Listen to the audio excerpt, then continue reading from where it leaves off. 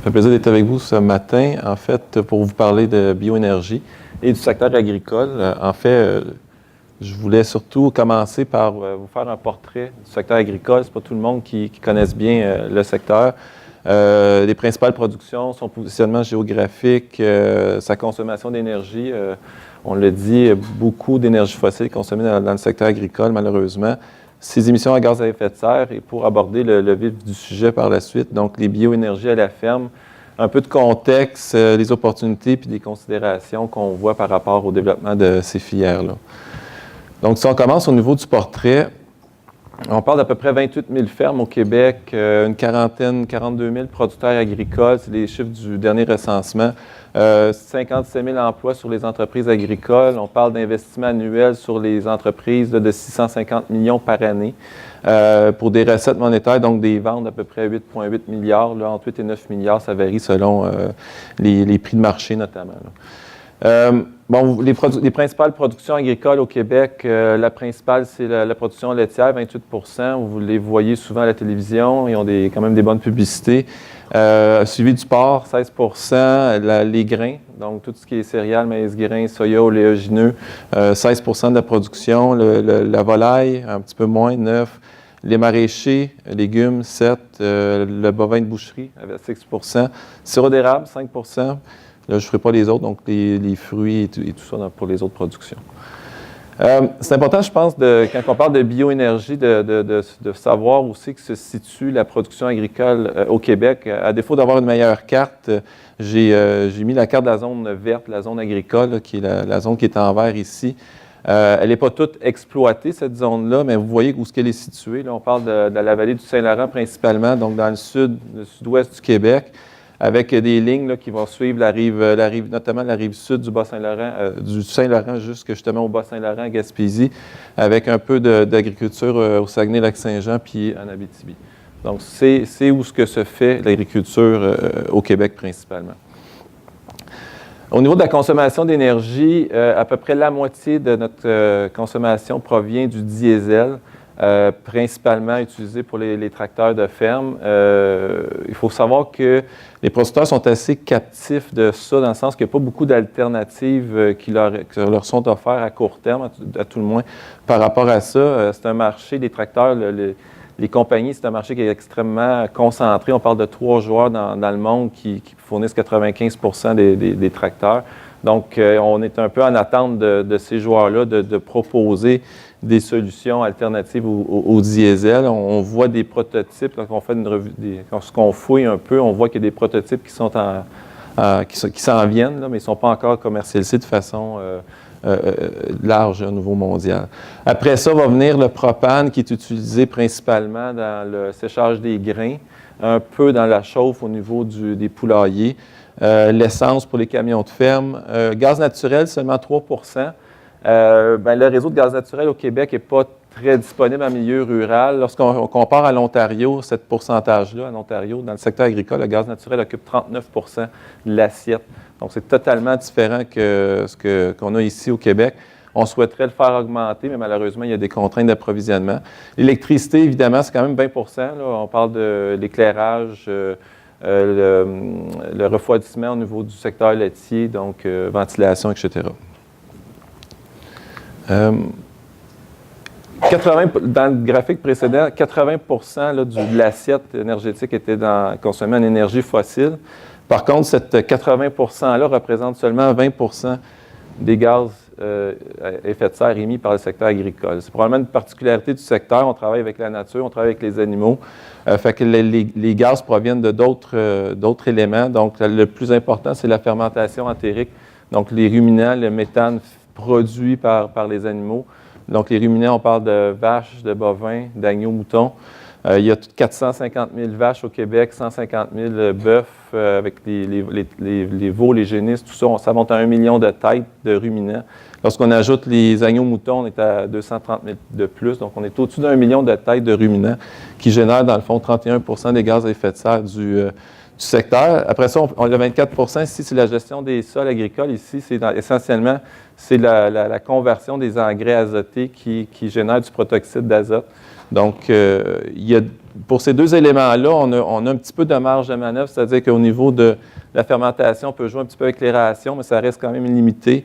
Au niveau de la gestion des sols, on va limiter l'apport d'engrais, mais on a quand même besoin d'un certain niveau d'apport quand même. Fait qu'on on est en mesure de jouer un peu là-dessus, mais quand même, la marge est assez mince. L'autre élément, et non le moindre, le 21 ici, gestion du fumier, principalement à l'entreposage. Donc, la majorité des pertes, c'est lorsque le fumier est entreposé, donc il y a du méthane qui s'échappe. Et avec les projets de biomètre, là, que M. Nollet va parler tantôt, bien, on pourrait récupérer une bonne partie de ce méthane-là, donc il est limité, dans le fond, les émissions par rapport à ce volet-là. Puis le 20 que je vous mentionnais tantôt, c'est nos énergies fossiles qu'on consomme, avec la majorité étant en carburant diesel. Au niveau de la bioénergie, il y a eu plusieurs types de bioénergie produits. Il y a eu des vagues. Là, la vague qui me vient en tête au niveau du biocarburant, c'est l'éthanol maïs. Des années 2000 à 2012, il y a eu une croissance assez importante de cette production-là. On entend moins parler aujourd'hui. Il y a une usine au Québec, à Varennes, là, qui s'est implantée en 2007. Aux États-Unis, il y a eu vraiment là, plusieurs centaines d'usines dans le Corn Belt, dans les États américains qui produisent le maïs grain.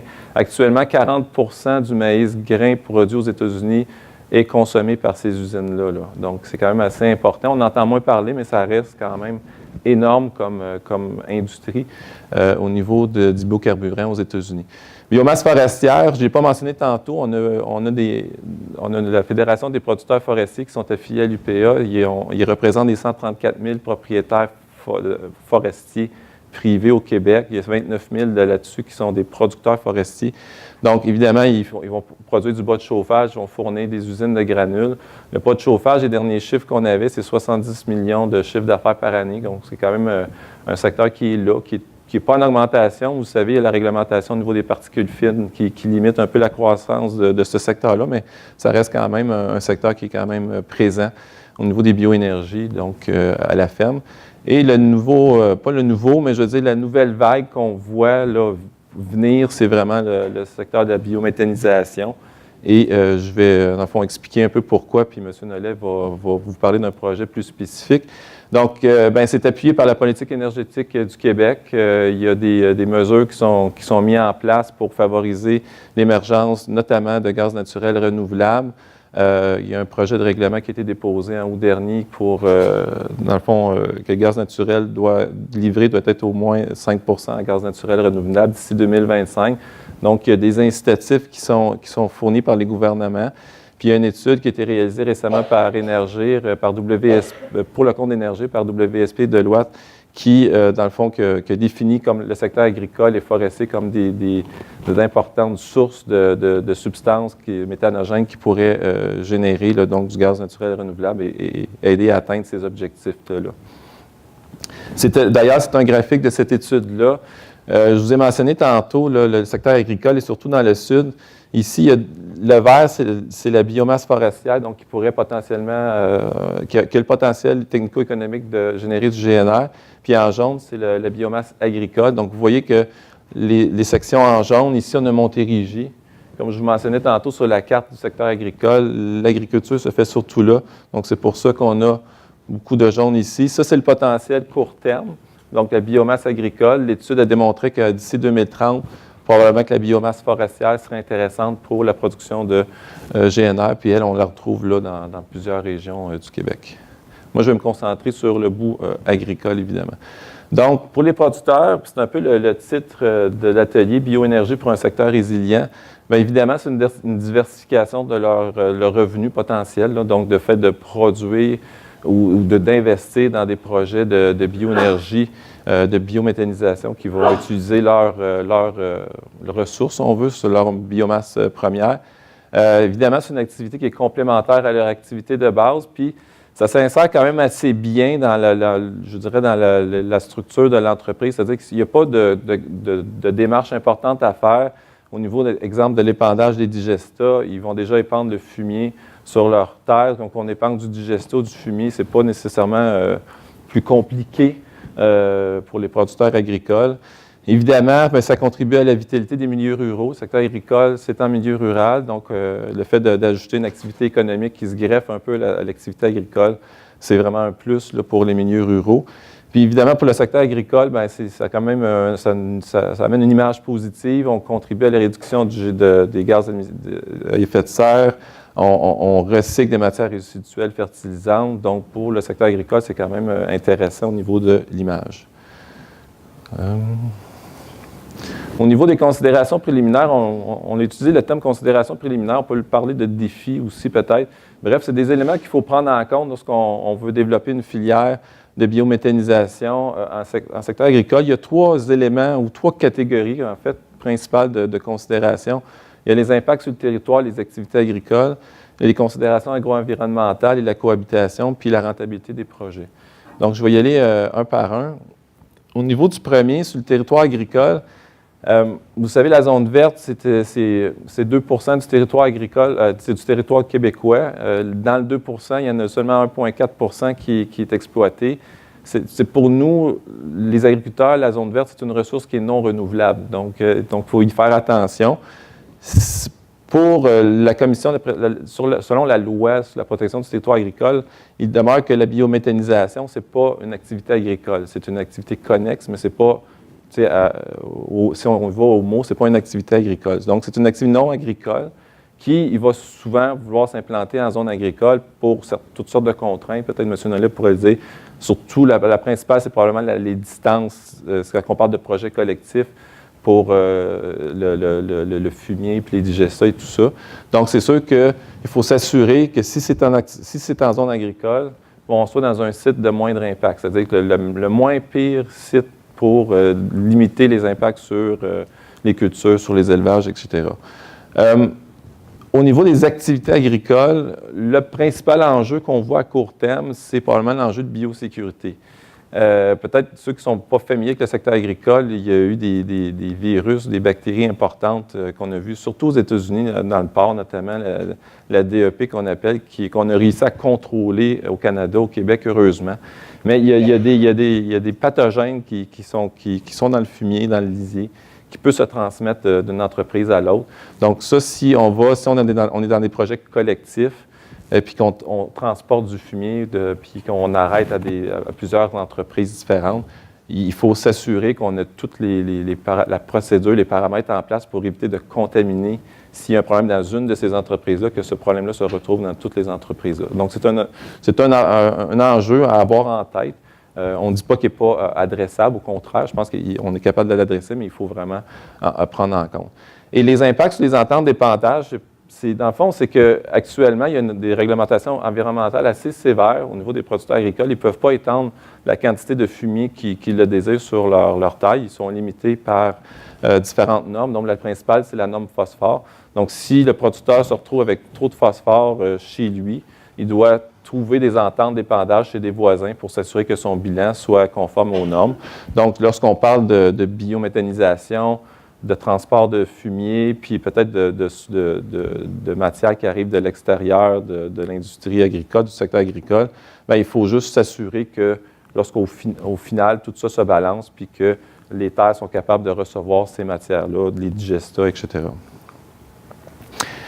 L'autre enjeu, je reviens sur le bilan phosphore régional. Donc, oui, les producteurs doivent s'assurer individuellement qu'ils respectent leur bilan phosphore, donc leur charge au niveau des matières fertilisantes, mais il faut aussi que ça fasse du sens au niveau régional. C'est sûr que les usines, logiquement, si on veut avoir le maximum de matières méthanogènes, de biomasse méthanogène, ils vont s'implanter où il y a beaucoup d'élevage, donc déjà beaucoup de matières fertilisantes.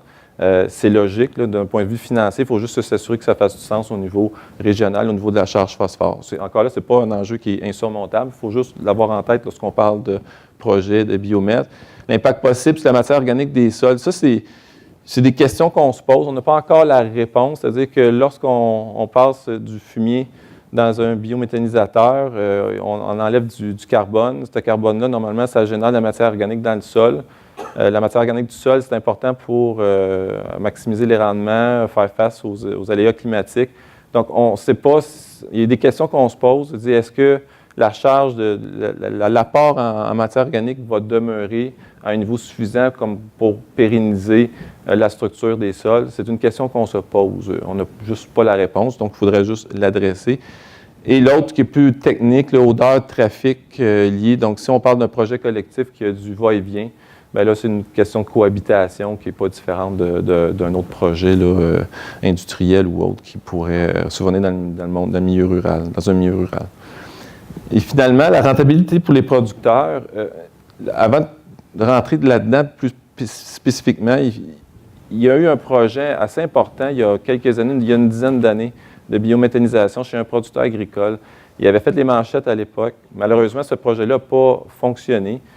Ça reste que les producteurs qui en ont pris connaissance, comme je vous dis, ça c'est quand même assez bien, il était assez médiatisé, ce projet-là. Ils ont toujours ça en arrière de la tête, biomètre, ça n'a pas marché, ça va-tu marcher? Donc, on est comme avec une prise dans la mythe, là, je vous dis. On part avec une prise dans la mythe. Donc, il y a ça en arrière. Le secteur agricole, c'est un petit monde. Ils savent qu'est-ce qui s'est passé. Donc, on part avec ça. Donc, il faut s'assurer que les risques financiers soient contrôlés parce que le producteur qui a perdu, le producteur qui avait investi à l'époque là-dedans, mais il a perdu beaucoup d'argent. Donc, il y a une question de l'efficacité du procédé. Il y a l'expertise requise pour gérer le centre de traitement, la viabilité du potentiel méthanogène des intrants. Dans certains projets, ce qu'on en comprend, c'est qu'on va avoir besoin de matière organique externe au milieu agricole pour maximiser la recette, si on veut. Est-ce que cette matière organique-là va toujours être disponible? On voit que les municipalités investissent beaucoup dans les projets de biomètre. Est-ce qu'ils vont tout accaparer les matières intéressantes qui pourraient venir complémenter la biomasse agricole? C'est des questions qu'on se pose. Puis en fait, c'est ça, c'est la concurrence pour les matières organiques là, que je vous expliquais. Donc, c'est un élément qui fait partie du contexte. Et de façon plus générale, puis je pense la dernière question adressée au panel précédent elle faisait allusion à ça. Je n'ai pas la réponse, puis je ne me considère pas un expert en énergie renouvelable, mais le contexte québécois est assez particulier. On a accès à l'électricité qui est renouvelable, qui n'est pas chère. Les combustibles fossiles sont relativement abordables. Donc, on est quand même dans un contexte énergétique particulier au Québec. Puis, je pense que les filières d'énergie renouvelable doivent vivre avec ce contexte-là. Donc, la question qu'on se pose aussi, c'est est-ce que le prix payé pour le gaz naturel renouvelable est suffisamment élevé pour rentabiliser cette filière-là? Et si ce n'est pas le cas, bien, est-ce que les subventions nécessaires au développement vont toujours être là pour supporter la croissance de cette filière-là? En conclusion, je conclurai avec 3 conditions gagnantes qu'on voit pour assurer le succès de cette filière-là. Bien, le premier, comme je vous disais, on a déjà une prise dans la mythe. Fait que le premier projet d'envergure, le nouveau projet qui va se mettre en branle, il ne peut pas échouer. Là, on va être retiré, sinon il n'y aurait plus rien après. Donc, ce projet-là, il faut le voir comme un projet pilote.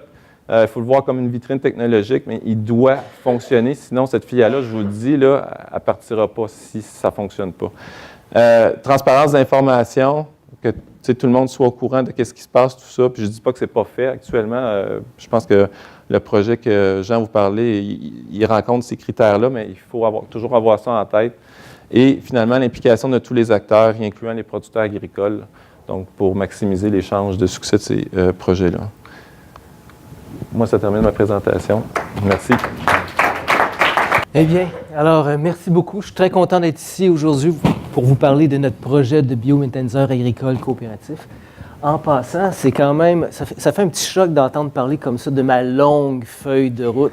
C'est comme, OK, j'ai comme le sentiment tout à coup qu'effectivement, il y a du temps qui est passé puis que ça fait comme la fin approche, mais non, mais... Alors, donc, très heureux d'être ici aujourd'hui pour vous présenter un projet qui, à nos yeux, à la coop carbone, répond, on le pense très bien, aux conditions qui ont été établies par l'UPA pour que la filière puisse se développer. Alors, je vais essayer de vous expliquer pourquoi on pense que ce qu'on met de l'avant répond à ces conditions-là et pourquoi on est si confiant en l'avenir de la filière avec le projet qu'on met de l'avant, qu'on voit comme un premier projet au Québec en monde agricole. Alors, peut-être que vous vous demandez, ceux qui sont du côté biométhanisation, au Québec depuis un certain temps, vous seriez en droit de vous poser la question, mais quelle mouche les a piqués à Coop Carbone pour qu'ils décident de développer un projet de biométhanisation? Effectivement, on a entendu parler par David des enjeux qu'il y a eu dans le passé par rapport à des tentatives qui ont été mises en place ou qui ont été mises de l'avant au Québec sans jamais aboutir véritablement à des projets qui ont fonctionné. Eh bien, ce qui nous permet d'être optimistes à la Coop Carbone, c'est le nouveau contexte auquel David a référé. D'abord, première chose sur laquelle il faut mettre l'accent, c'est que Énergie offre aujourd'hui des prix pour le gaz naturel renouvelable qui sont de loin supérieurs au gaz naturel conventionnel, qui fait en sorte qu'on peut imaginer rentabiliser des projets alors que c'était pratiquement impossible dans le passé. Ça, c'est le premier élément. Ensuite de ça, David l'a mentionné aussi, la nouvelle politique énergétique québécoise qui fait de la place à la biométhanisation. Dans le plan directeur de TEC sur la transition énergétique, on fait référence aussi à la biométhanisation, puis spécifiquement à la biométhanisation dans le secteur agricole.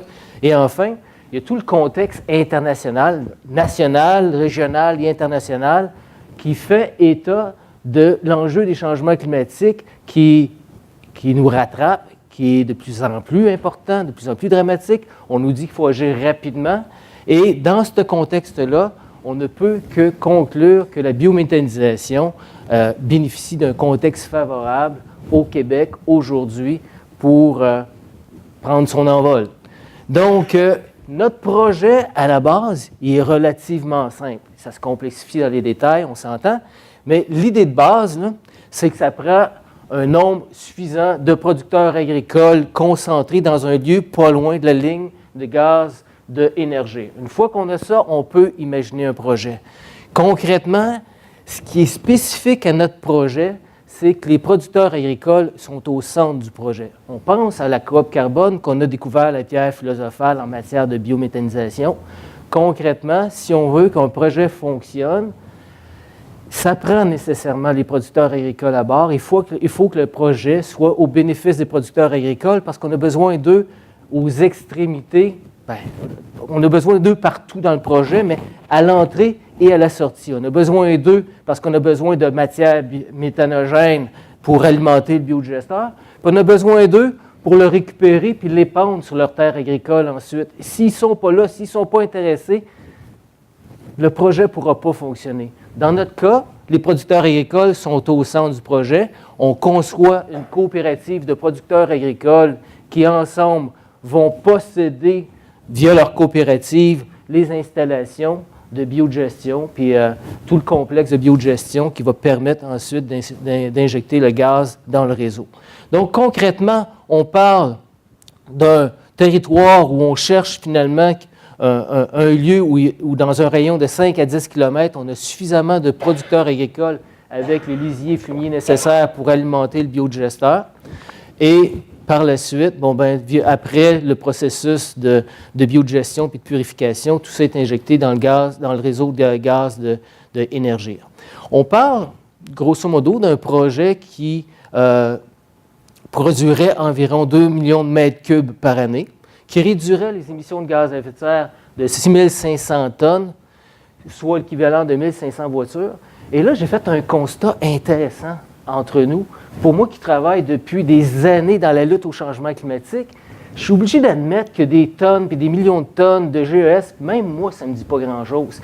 Puis après ça, on le traduit en véhicule, puis même ça, ça ne me dit pas grand-chose. 1500 chars, ça veut dire quoi, 1500 chars? Fait que là, on a fait un petit exercice à l'interne, à Coop Carbone, puis on a dit, OK, 1500 chars, OK. À Warwick, c'est là qu'il va être le projet. Ça veut dire quoi, 1500 chars à Warwick? Ben, crime, on a découvert, vous allez dire, c'est pas une grande découverte, mais on a découvert qu'à Warwick, concrètement, il y a 2200 chars. Fait que 1500 chars sur 2200, c'est 70% des émissions de gaz à effet de serre émises par les résidents de Warwick dans le transport des personnes. Ça veut dire que notre projet, un seul projet de biométhanisation à Warwick, compense pour les émissions de 70% de la population de Warwick. C'est intéressant quand même. Ça veut dire que quand on va en faire un deuxième, on va déjà compenser pour plus que les gens de Warwick. Si on en fait 3, imaginez, puis ainsi de suite. Donc, personnellement, j'ai trouvé que c'était parlant. J'espère que c'est parlant pour David aussi, puis que tout le monde dans la salle. Ça veut dire aussi que quelque part, la réalité des émissions de gaz à effet de serre en monde rural versus monde urbain, ça ne veut pas tout à fait dire la même chose. Concrètement, en ville, on n'a pas le même sentiment de pouvoir avoir un impact via un projet sur nos émissions locales. Tandis que là, via un petit projet à Warwick, on a un impact réel rapide. Ce que ça va donner en termes de digesta, c'est 45 000 tonnes à épandre sur les terres agricoles. Juste pour un point de repère, ce qui entre, c'est 50 000 tonnes, ce qui sort, c'est 45 000 tonnes. Donc, ça donne une idée des ordres de grandeur. Alors, visuellement, ça va ressembler à ça. Et comme vous pouvez le constater, si vous êtes promené à la campagne dernièrement, bon, et concrètement, visuellement, ça ressemble à des bâtiments agricoles et c'est voulu. On a la préoccupation que ça s'intègre bien dans le paysage agricole, que ça ne jure pas dans les environs. Donc, on voit là l'ensemble des installations. Et ce qu'on voit en avant, c'est un bâtiment qui ressemble à un bâtiment de ferme.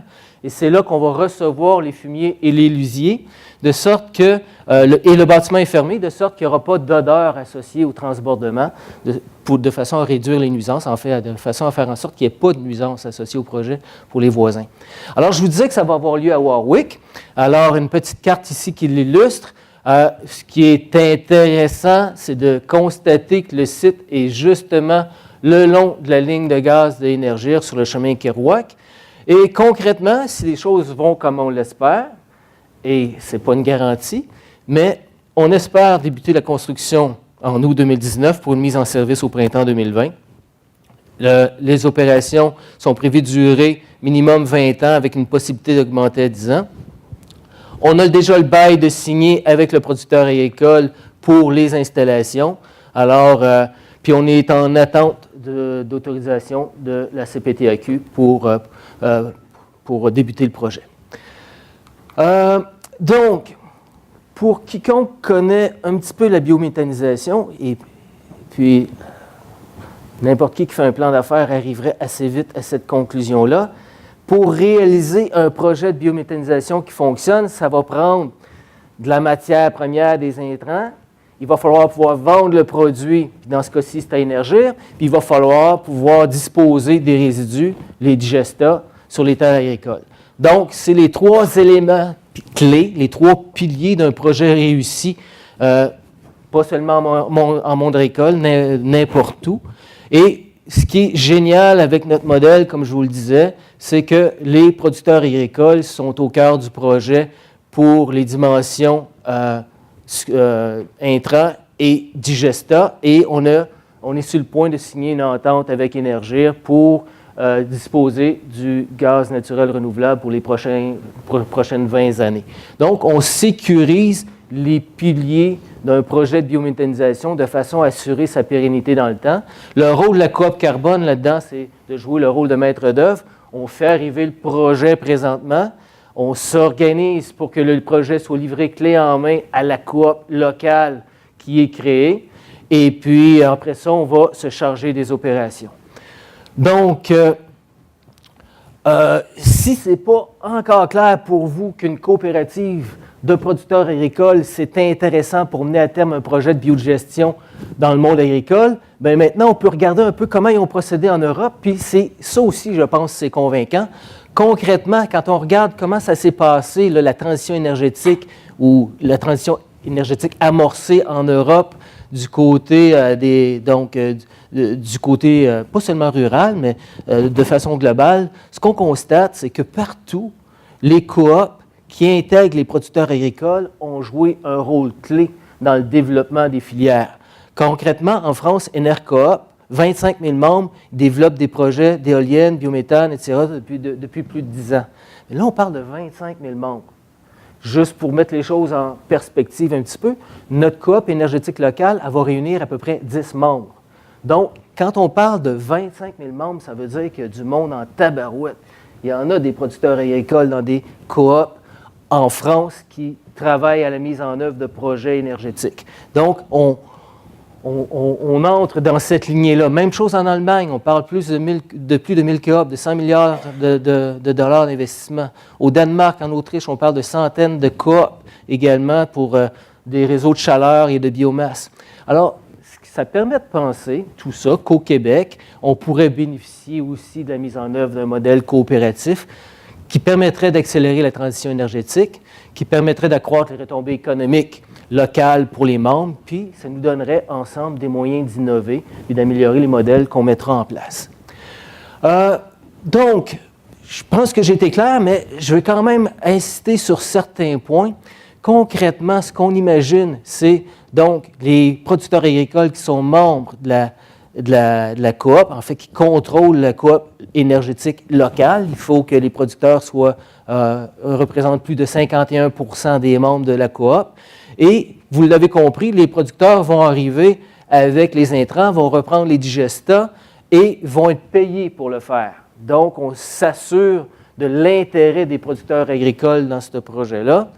Ensuite de ça, on a des membres associés, des PME agroalimentaires, les fromageries, papetières, par exemple, qui, eux, vont également fournir des intrants, donc de la matière méthanogène, mais qui vont payer des frais de disposition, parce qu'ils en paient déjà. On va leur charger moins que ce que ça leur coûte ailleurs, d'où leur intérêt à participer au projet. Mais ils embarquent dans le projet sur cette base-là. Et finalement, d'autres fournisseurs qui ne seront pas nécessairement membres, qui vont venir compléter le besoin de matière méthanogène, et puis qui vont également payer des frais de disposition. Alors, le modèle fonctionne sur cette base-là. Alors, il comporte, ce modèle-là, beaucoup d'avantages. Alors, comme je vous l'ai dit, on sécurise l'approvisionnement d'intrants, on regroupe, et là, c'est le bout sur lequel je n'ai pas mis beaucoup d'emphase jusqu'à maintenant, mais on parle d'un premier projet, mais l'idée, c'est que ce projet-là puisse être, dans le temps, dupliqué, et idéalement, une même coop posséderait plus d'un biodigesteur, de sorte que, localement, on aurait des économies d'échelle, on alignerait les intérêts des parties prenantes et on s'assurerait de gérer localement les matières résiduelles d'une façon qui fasse du sens pour l'ensemble de la communauté. On apporterait de ce fait-là un degré supplémentaire d'appropriation et d'engagement au projet par les producteurs, mais aussi par les autres intervenants locaux. On minimise les risques opérationnels avec une gestion clé en main, c'est nous qui nous en occupons. Et puis, on apporte les avantages connus de la formule coopérative, la transparence que mentionnait David, l'équité, la participation au profit via les ristournes, de sorte qu'on pense que cette façon de faire-là maximise les bénéfices d'une activité économique locale. Les avantages pour la communauté, ils ont été mentionnés aussi en partie par David, mais on parle ici donc d'une production d'énergie locale qui va favoriser l'économie circulaire, la création d'emplois. On réduit la dépendance face à l'externe. On parle de production locale de matières fertilisantes, donc qui pourrait faire en sorte qu'on ait besoin de moins d'engrais minéraux. Et puis, on parle de réduction des odeurs liées aux épandages. Et pour les producteurs agricoles, c'est un avantage qui est non négligeable. Vous savez, dans certaines régions, du fait de l'épandage, dans certains cas, il peut y avoir des inconvénients, des nuisances pour les voisins, puis ça peut créer des frictions. Le seul fait, chez certains producteurs, d'éviter les odeurs est un avantage non négligeable de ce point de vue-là. Et puis, on parle évidemment de valorisation efficace des matières résiduelles dans la région. J'en ai déjà parlé. Donc, pour les producteurs agricoles, maintenant, vous l'avez compris, c'est une opportunité d'affaires avec relativement peu d'investissement. On parle de 10 du CAPEX, donc des investissements nécessaires dans le projet qui seraient réalisés par les producteurs agricoles eux-mêmes, avec quand même une bonne partie des revenus qui reviennent aux producteurs agricoles. Donc, une diversification des revenus pour les producteurs agricoles, une réduction des odeurs liées à l'épandage que j'ai mentionné, des impacts environnementaux positifs. C'est possible notamment qu'on fasse, et là, ça va être à l'étude dans le premier projet, mais une séparation du liquide et du solide, donc du digestat à la fin, qui permettrait notamment de sortir le phosphore de la région, d'épandre juste le liquide. Ça va être à vérifier. Mais tout ça pourrait permettre aussi, donc, moins de passage dans les champs et une réduction du compactage des sols. Mais ça va être à vérifier. Et puis, je le mentionne un petit peu indirectement, mais on se trouve à participer, les producteurs agricoles se trouvent à ce moment-là à participer à des projets d'innovation technologique qui vont servir leurs intérêts également. Donc, j'étais très heureux d'entendre David le mentionner, mais ça fait en sorte que les producteurs agricoles sont partie prenante à la lutte au changement climatique, sont à l'avant-plan dans le développement des énergies renouvelables, et ils sont très sensibles à ces questions-là parce que vous avez peut-être vu évoluer un petit peu le discours au cours des dernières années, mais alors que les producteurs agricoles traditionnellement étaient vus un peu comme les gardiens du territoire, ils ont été perçus au fil du temps comme des contributeurs aux enjeux environnementaux, puis même dernièrement, le secteur laitier qui était perçu comme particulièrement propre a vu ternir son image un petit peu du fait de sa contribution aux gaz à effet de serre. Donc, de pouvoir participer à des projets comme ceux-là qui améliorent ou qui montrent que les producteurs agricoles participent à la lutte au changement climatique et prennent en charge des projets qui ont un impact local positif.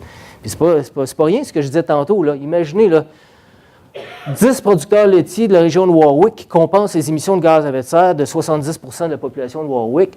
En termes d'image, c'est frappant. Fait que, ils sont très sensibles à ces questions-là et on est très heureux de les appuyer là-dedans avec nos partenaires qui sont nombreux dans ce projet-là. Alors, c'est une autre caractéristique du projet, je pense, c'est qu'on a parlé à beaucoup de monde et pas juste parler, on a fait de beaucoup d'entités, des partenaires dans le cadre du projet. Évidemment, en premier lieu, Énergir, il y a des représentants ici dans la salle qui ont joué quand même un rôle important dans le fait dans un certain accompagnement qui nous permet aujourd'hui d'être confiants dans la suite des choses. Alors, par exemple, on parle de facilitation au développement du projet. Ils ont joué des rôles côté aviseur technique. On parle du contrat d'approvisionnement qui est absolument clé. Sans ça, on n'imagine même pas de projet. C'est eux qui vont être en charge de la station d'injection. Alors, je ne vais pas reprendre pour chacun des partenaires toutes leurs contributions, mais je tiens à mentionner notamment le groupe Génétique, qui est la firme d'ingénieurs avec laquelle on travaille, qui ont accepté de risquer des billes dans le projet au départ pour rendre les choses possibles. On a des partenaires terrain, notamment l'UPA, justement local, les producteurs laitiers du Québec, les éleveurs de porc du Québec, le groupe coopératif Vivaco qui est associé à la Coop fédérée, la MRC, la Ville, Victoriaville, la Coop fédérée, l'IRDA qui est l'Institut de recherche en développement agroalimentaire, le CDRQ qui est la coopérative de développement régional du Québec, puis des partenaires financiers, évidemment, sans qui on ne peut pas imaginer un projet comme celui-là. Évidemment, on est à la recherche de soutien du gouvernement. On attend, on espère, des nouvelles positives de ce côté-là, mais sans les partenaires de la première heure de la Coop Carbone, notamment Fonds d'Action, Desjardins, la Coop fédérée, puis là, on s'ajoute à ça maintenant Investissement Québec, la financière agricole, Caisse d'économie solidaire, un projet comme celui-là ne peut pas voir le jour. Donc, il y a beaucoup d'intérêt, et ça c'est très gratifiant, de l'ensemble des partenaires, notamment des partenaires financiers qui veulent voir arriver ce projet-là. Et c'est vraiment cette synergie-là qui se crée entre les différents partenaires, la bonne foi de chacun de ces partenaires-là dans la volonté de voir réussir ce projet-là qui fait en sorte qu'on avance bien puis qu'on est confiant dans la suite des choses. Je tiens à ajouter, parce que les considérations mentionnées par David au nom de l'UPA, c'est des considérations, des préoccupations qu'on porte à la Coop Carbone dans le développement du projet. Alors, on sentait le besoin de s'assurer que ce projet-là réponde au mieux aux besoins des producteurs agricoles, mais également des acteurs économiques qui vont être partie prenante au projet. Donc, on a créé un comité aviseur qui nous accompagne dans ce projet-là. Ce comité aviseur-là est formé de gens de la Coop fédérée, de l'UPA, du MAPAC, de l'IRDA, de Recyc Québec, de commissaire au développement agroalimentaire de la MRC de Warwick, de Énergir, du CDRQ, du UMQ. Donc, pas mal de monde qui représente l'écosystème dans le cadre duquel on va évoluer avec ce premier projet-là et on espère plusieurs autres, qui nous conseillent sur les conditions favorables requises pour assurer le succès du premier projet, les éléments à considérer et les pistes de solutions concrètes pour bonifier le projet, qui vont nous renseigner sur les échos que peut susciter le projet dans le milieu, qui vont nous aider à identifier les moyens à mettre en œuvre pour que le secteur agricole se positionne au cœur d'une filière de biométhanisation qui intègre leurs intérêts. Et ça, on n'a pas beaucoup de temps, je n'ai pas mis beaucoup d'emphase là-dessus, mais c'est quand même paradoxal qu'actuellement, au Québec, on ait des programmes de subvention qui subventionnent tout le monde, sauf les producteurs agricoles, pour mettre en œuvre des projets de biométhanisation. Donc, une petite pointe que je ne peux pas m'empêcher de lancer. Et puis, à part de ça, on espère que ce comité aviseur-là nous aidera à réunir les conditions pour développer une filière agricole sur la base de ce premier projet-là. Alors, c'est pas mal ce que je voulais vous dire pour aujourd'hui. Puis, on va être heureux de répondre à vos questions. Merci.